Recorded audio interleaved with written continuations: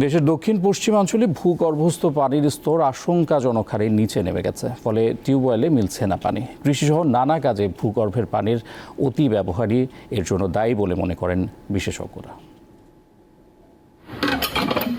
চলতি গ্রীষ্মের তাপপ্রবাহের সঙ্গে দেশের দক্ষিণ পশ্চিম অঞ্চলে তীব্র হয়েছে সুপেয় পানির সংকট। যশোর, ঝিনাইদহ, মেহেরপুর, কুষ্টিয়া ও চুয়াডাঙ্গায় অনেক টিউবওয়েলে পানি উঠছে না। দেশের অন্যতম বড় নদী পদ্মাতে পানি কমে গেছে, ফলে এই নদীর উপর নির্ভরশীল অনেক ছোট বড় নদ নদী ও জলাধারেও পর্যাপ্ত পানি মিলছে না।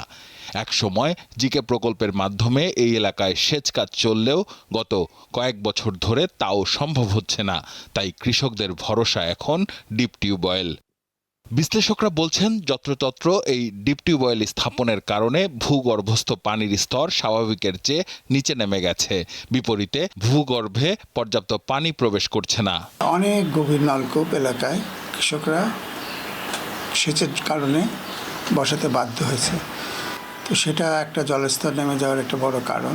বহুতল বিশিষ্ট বাড়ি তারা ডিপ টিউবওয়েল বসাচ্ছে যাদের, এবং ডিপ টিউবওয়েল যেহেতু পানি টেনে নিচ্ছে, সেই জন্য যারা সাধারণ হ্যান্ড পাম্প ব্যবহার করতো সেগুলোতে পানি নেয়।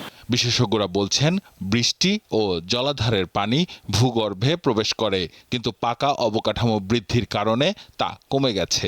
সয়েলের টেক্সচার এবং স্ট্রাকচার, টেক্সচারগুলো ফাইন টেক্সচার যখন হয়ে যায়, মানে ক্লে টাইপের, তো ক্লের পরোসিটি হাই কিন্তু পারমিয়েবিলিটি লো, ফলে ওইটার ভিতর দিয়ে পানি ইনফিল্ট্রেটেড খুবই কম হয়। ফলে আমাদের এগ্রিকালচার ল্যান্ডগুলোতে এই প্রবলেমগুলো হয়ে গেছে, ইনফিল্ট্রেশন খুবই কম হচ্ছে, এটাও একটা প্রবলেম। ভূগর্ভে পানি ফেরত দেওয়ার কোনো ব্যবস্থা আমরা রাখছি না। আগে প্রত্যেক বাড়িতে কুয়া ছিল, কুয়াগুলো তো ওয়াটারটাকে নিচে নিয়ে যাওয়ার কাজে হেল্প করতো। কুয়া এখন কোনো বাড়িতে নাই প্রায়। ভূগর্ভস্থ পানিটাকে রিচার্জিংয়ের ব্যবস্থা করতে হবে। ঢাকা বিশ্ববিদ্যালয়ের শহীদুল্লাহ হলের সামনের মাঠে ভূগর্ভে পানি পাঠানোর একটি প্রকল্প রয়েছে।